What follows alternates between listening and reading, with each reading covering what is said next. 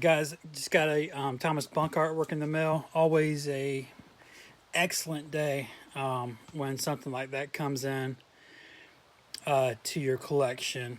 Make sure you're always buying really nice pieces for your collection. Cards, you know. All right, here's the thing. We all have cards. All of us. Everybody in Garbage Pail Kids has fucking cards. All of us. Even the top toy guy, Russ Van, has fucking thousands of cards. We all have cards. So make sure you're getting some of the other sweet items that are out there. Yeah, so let's go ahead and take a look. I don't think I'm even going to show these. These are some candy things that came in. Since I have a Garbage Pail Kit, well, actually, I don't want to give it away. But anyway, since I have a piece here, I'm just going to open it, and then that'll be that. So let's take a look.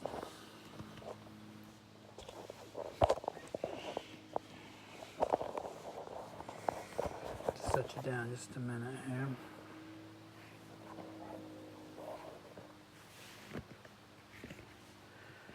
So I want to approach this here.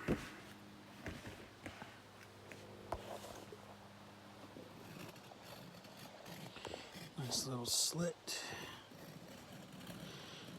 Hope everyone's having a nice Friday.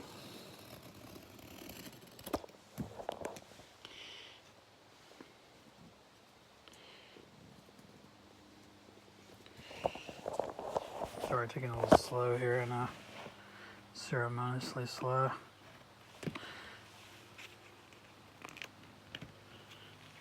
Cannot believe this thing is here.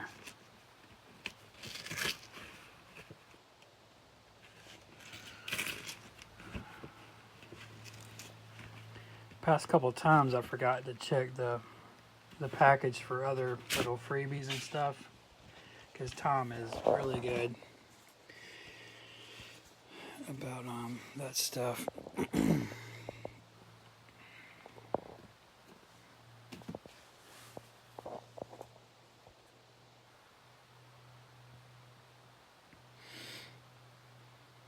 Oh, man.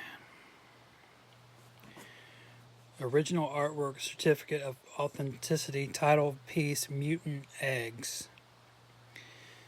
This is actually controversial because the item was originally called Mutant Ova by Mark Newgarden. And there's a rumor there's even a Mutant Ova box somewhere. But anyway, 1988. Keep in mind, Garbage Pail Kids was on the shelves in 1988. Keep in mind, Tomas Bunk. By the way, beautiful autograph. Is that real? Wow. I don't think I've had a Bunk autograph that big and bold. Incredible. Yeah. Look how big that is. Sweet. Keep in mind, Tomas Bunk was making Garbage Pail Kids art very heavily in those 1988 sets. Mutant Eggs, if you don't know, get ready for the money shot, is an extremely rare candy item from Topps. This is the only known full box of Mutant Eggs. In fact, it's the only known box in general. And what's unique about mine is it's from Taiwan. Now, Mutant Eggs was created in Taiwan. What we think happened was they made these and shipped them to Topps. But the makers had the molds for these, you know, because they made them. And they went ahead and made some for Taiwan. So what you're looking at is the Taiwan bootleg release. Yeah, get ready when you see these things. They're incredible. But these are the Taiwan bootleg Mutant Eggs candy.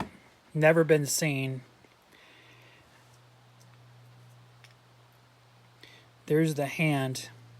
Let me grab something real quick. I'm going to grab a muscle claw figure. Let me set you up. Now we are going to look at what Tom sent,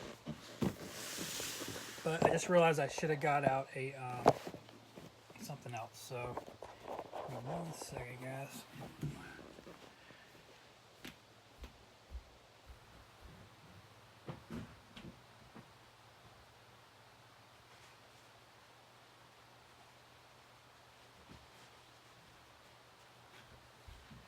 All right, got it.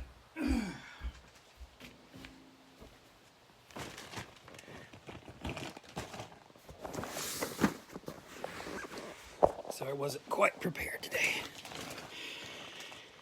It's Friday, you get it, right? A lot of us are winging it today. All right, these are muscle minifigures from the 1980s. You might remember, made by Mattel.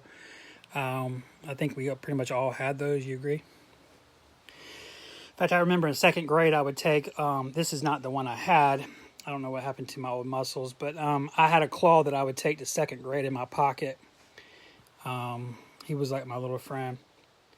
Here's a Japanese version, Sunshine it's called. Pretty rare, actually. But what I was going to do is show you how, look how influenced they made the hand on this to the muscle claw. Now this hand is 5 fingers, this one's 4, but it still has the bumps. No face, but also look at the tips of the fingers. Another thing while I have this out, look at the Taiwanese label here with the writing on it. Now, no one's seen what's inside these except for me. I'm going to show it to you. Black Stars Live. Gumballs, candy balls. It says candy, so, but who knows? They look actually pretty fresh for being 30-something years old. And then you have this character. Now, I have not seen a U.S. hand mutant eggs ever. No one has. I don't think it exists. Nor is there any eyeball. Because if you look at the package, there's an eyeball character. There's the hand. All that's been spotted in the U.S. are the tentacles and the little alien head thing. But in the Taiwanese bootleg, we have the hand, and they made them monochromatic. Notice how these look like Novo Bonbon colors. Keep in mind, Novo Bonbon was made in 1988 and 1989 in Canada. I'm talking about the cheap toys. Actually, let me grab those, sorry.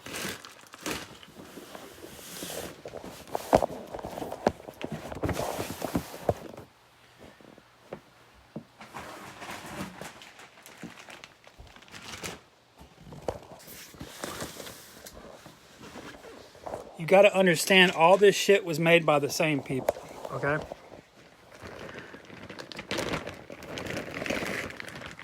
This is something I've been screaming for years. It's all made by the same people. Cheap Toys was made by these people. All right, so anyway, we can look at this in a minute. Plus, I got to show you the U.S. versions.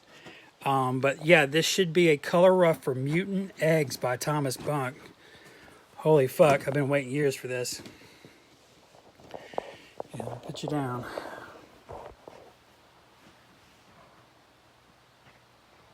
Oh, I don't have to open. Okay, it's already open.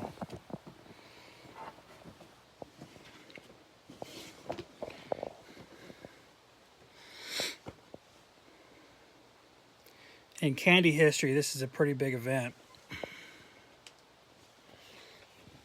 I guess my argument is it should be big for Garbage Pail Kids as well.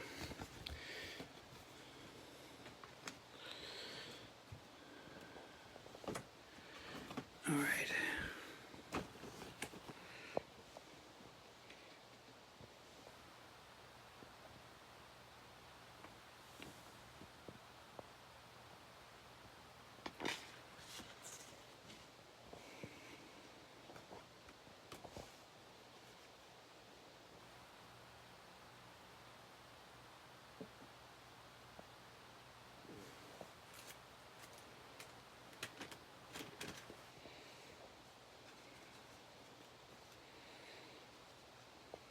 Wow. No, it looks almost the same size, even.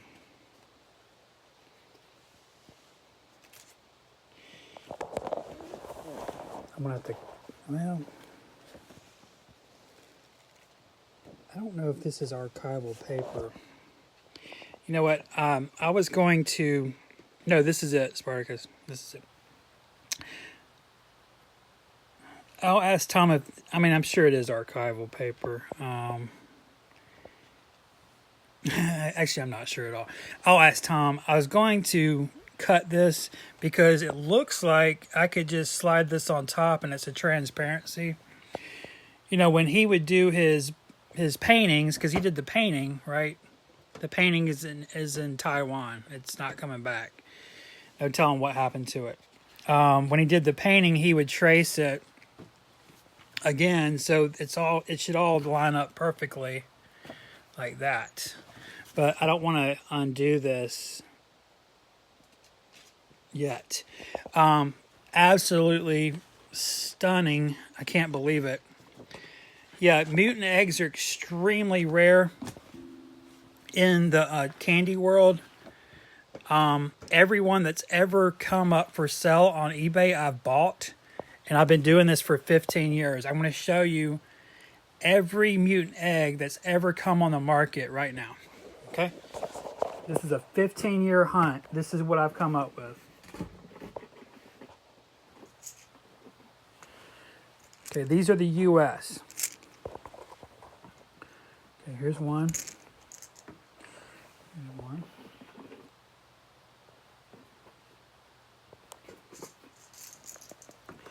Now, the regular release, you can shake them and tell they're like the regular ones because they have chiclet-style gum in them.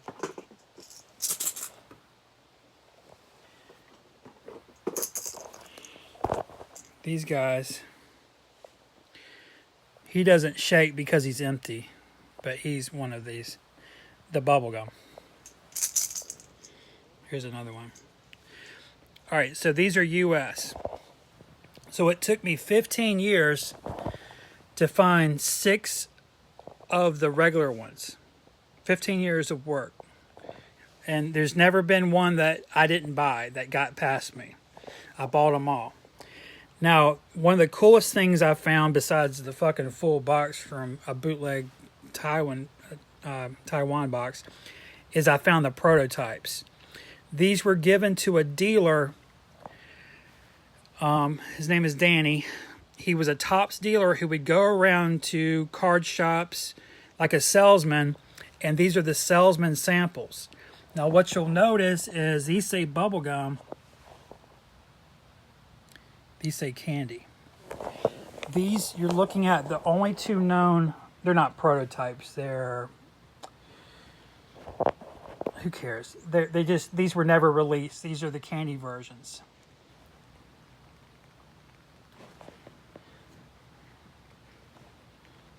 I can't open them anymore. Inside is a lolly. Well, maybe I can. Let's see. Actually, it melted. Inside was a lollipop. Okay, so keep... Sorry, it's hard to do all this shit with my left hand. All right, so keep this in mind, right? Now let's pick up a Pink Tentacles regular release bubblegum.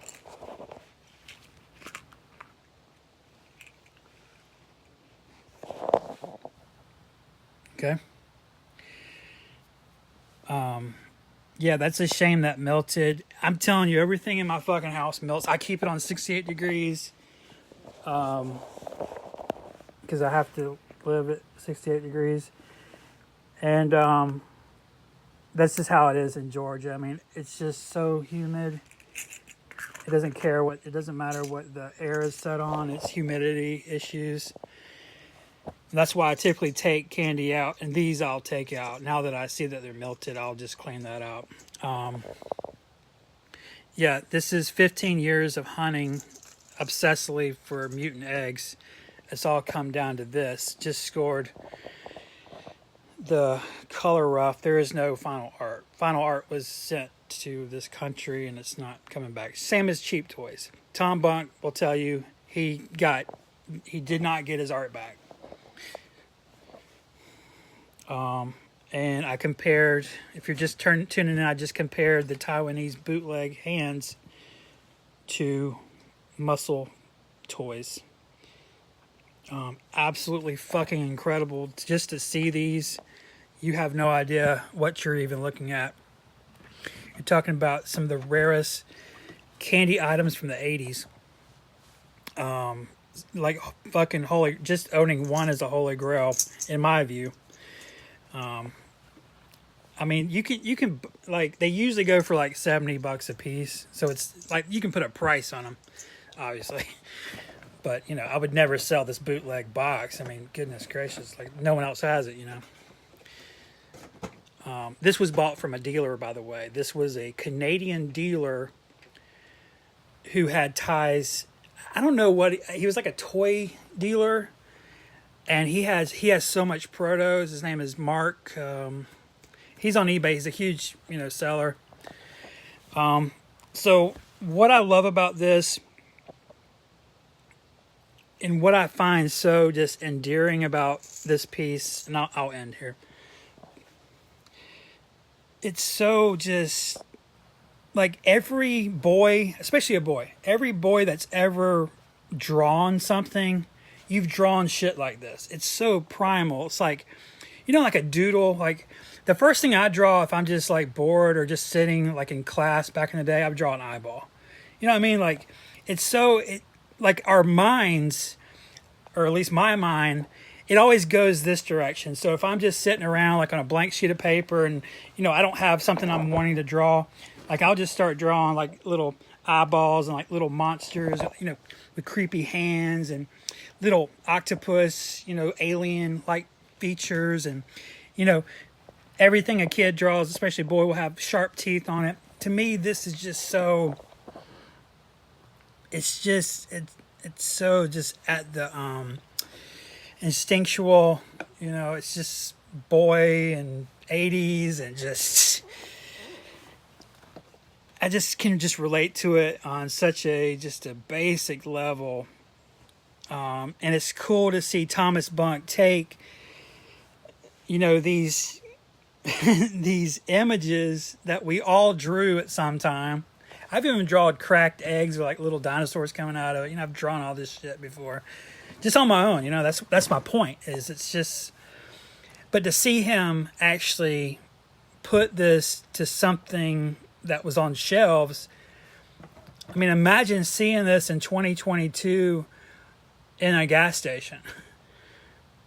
You know, just imagine that, and having the chance to buy an alien container coming out like that, like coming out of an egg like that.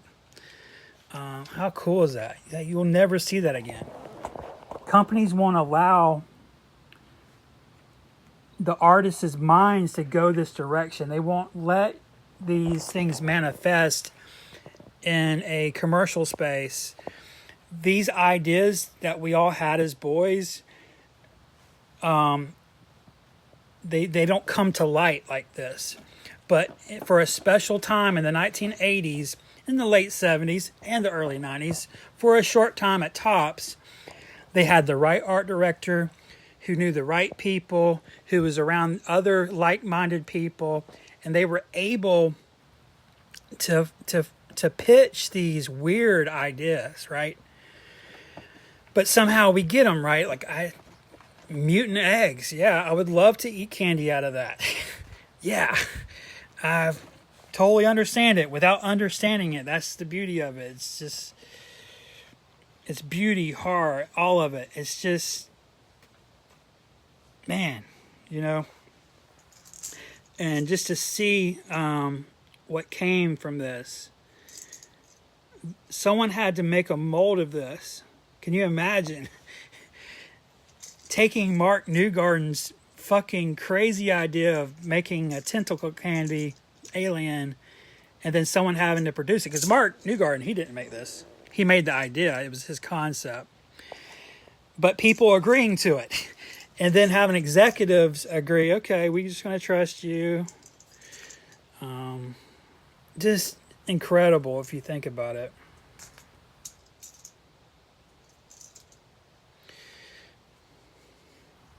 Yeah, this will definitely, this definitely ranks up there with one of my favorite pieces.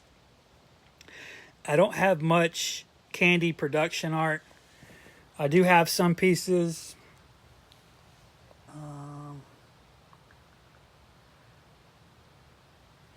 You know what? Y'all got a minute? I can show you.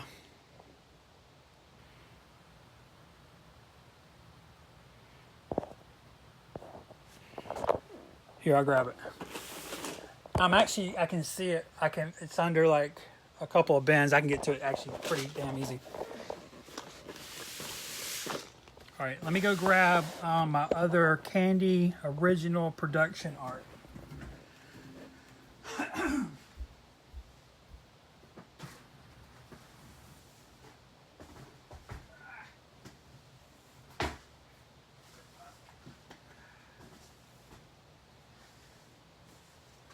All this fucking shit.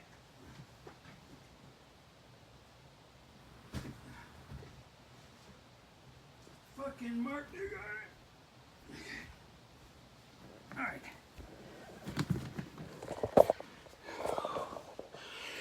All right, that's not it. I have some pieces in here. Let's see here.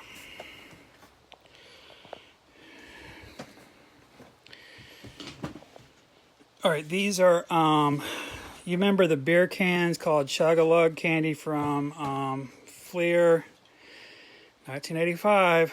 It's all Garbage Pail Kids era. These are the original paintings for that. If I can fucking open this shit. Oh, it's stuck. This one. Yeah, this is for joke candy, like Coke. It's a parody. Cool. This is the first appearance, first time I've ever shown this. I need a fucking website, man. This is for Heineken. For Heineken beer, it's a parody made for the Fleer Corp, 1985. This is the original painting. This was an overlay of the name. A lot of little doodads in here. These are cool little pieces. This is lowbrow.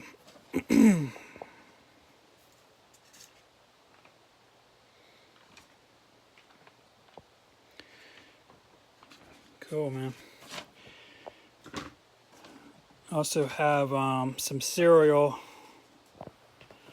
production art that is with a different collection of mine that's in a totally different space.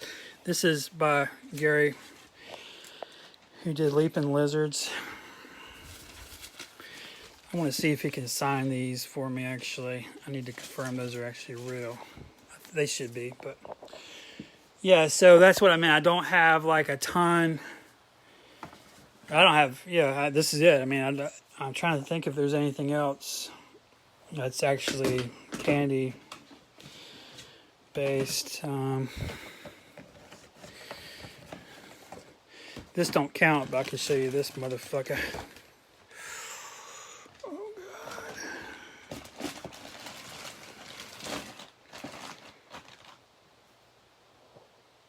Oh, baby. I had two of these at one point, but I sold the other one. Because the candy got sticky. I'm telling you, man. It's hard, man. It's just hard being a candy guy in Georgia. Now these have stayed good. I've kind of figured out. I think I figured out how to keep those fresh. Yeah. So nice piece.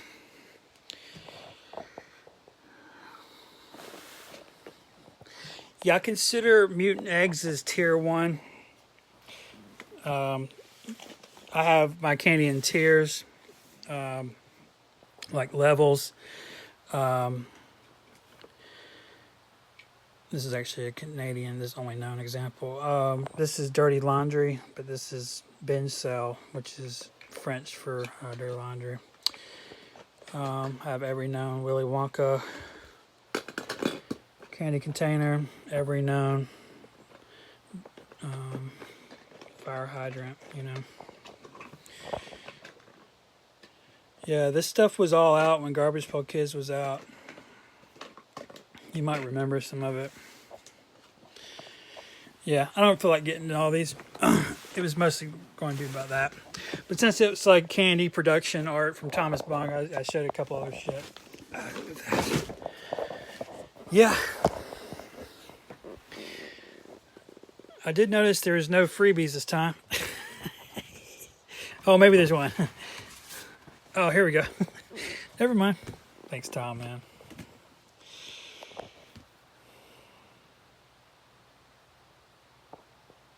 Hey, Maxim, still. Part 19, it was on Dawn yesterday. Yeah, I need to make a link to it.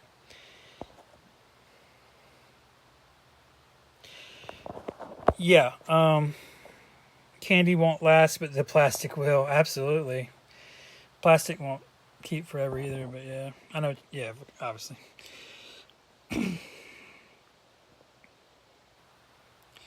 Yeah, Bunk kept everything that he could. I mean,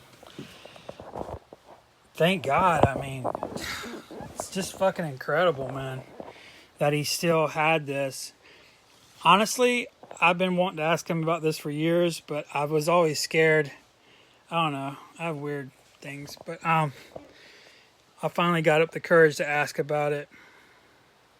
Plus, I got a sense that he watched my video the other day where I showed this, because I noticed he's been watching some of these videos, and so I was like, okay, cat's out of the bag. Let me just go ahead and bring up the subject. But yeah, thank God he had something. I was just, ignorance is bliss. I'm kind of like that. It's like sometimes I don't ask artists about things because I'm just so afraid they're going to say, no, I sold it, or I'm weird. Yeah, thank you. Yeah, great freebie. This is a lot of people's favorite Bunk piece, man. Stone Sean. I think my favorite is Bow and Arrow. Bow and Arrow is in my top 10 of all time GPKs, so yeah. Yeah, it has to be. Like in my personal opinion. But yeah, this is great. I mean, just imagine. I mean, you got a kid here who's stoned and he's smoking. We assume it's marijuana. It's not a cigarette if he's stoned. And his eyes are half shut. He's turned to stone. He's sort of like Rodin's The Thinker. But he has a dunce cap on. It's just, he's been there so long, a spider is, it's right there. I love how his elbow is creating a crack in his knee right there. I guess from the pressure. Such a cool thing. I noticed the ashes are the same color as the stone, so maybe he's made out of ashes, like compressed marijuana ash, We don't really know.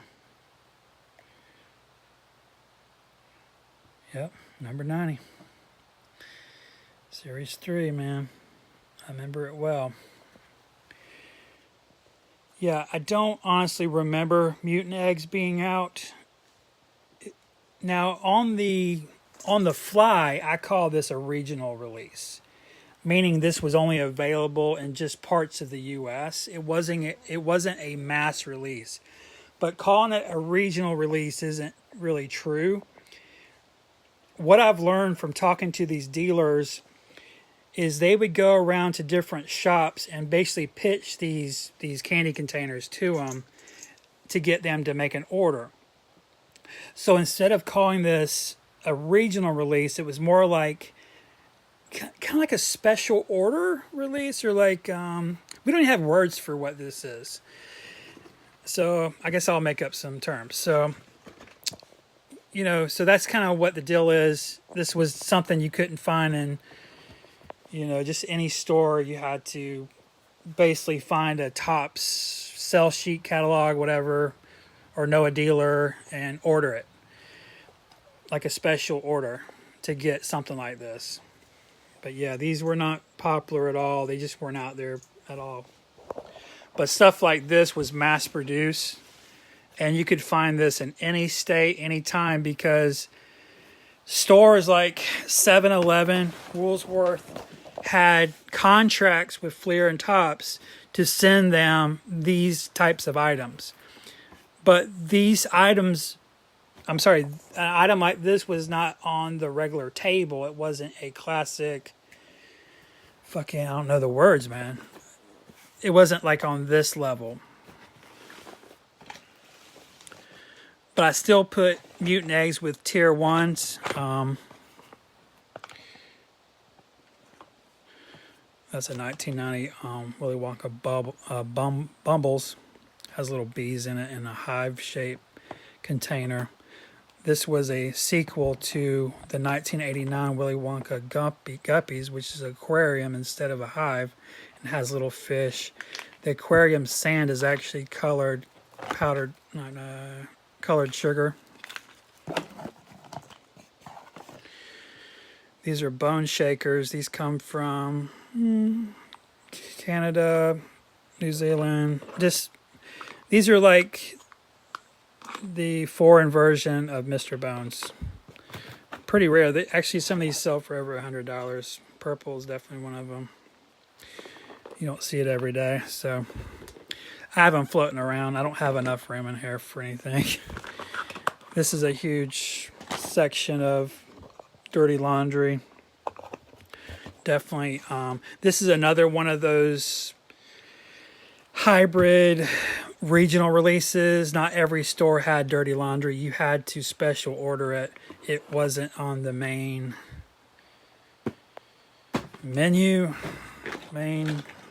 list of candy containers. It wasn't like a bubble burger where it's like, oh, everyone likes those. Those are a proof of concept. Kids love these. But not everyone knew about female butt candy. Special orders.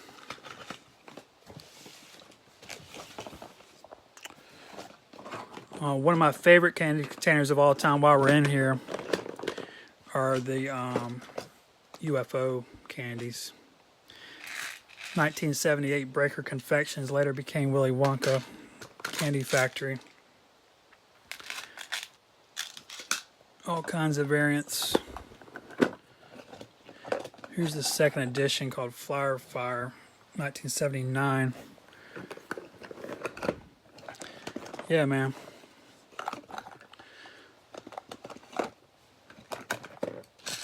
Cool shit. I wish I had the final art for that. Shows a Tart and Tiny mascot flying in a little candy container with the psychedelic background. All the lettering is hand done by someone somewhere, printed and lost in time. Maybe I can find the production art for Bumbles. That'd be cool. Someone drew that shit, right? Maybe it's somewhere. Yeah, very cool. Thanks to Tom Bunk. Just amazing. Just made my life better. Makes sense. That's all I got, man. I will be on Don this weekend selling tons of cards. Just tons. I can show you that. It's actually right here. This is what I'm selling on Don this weekend. Let me give you guys a preview. Everyone's been begging me to sell cards because, like I said in the beginning of this video, we all have cards. Yeah, I'm the god of toys and candy, but I have cards too. I got fucking thousands of cards. I got boxes and boxes and boxes of cards. Dude, I probably have more cards than you do. We all have cards. So yeah, I can sell some cards. It's going to be this shit though. It's going to be like loose ends. It's going to be a lot of green. It's going to be yellows. Sets and sets. Yeah, right? Because we all have cards. Here's some little doodads I have put aside to sell.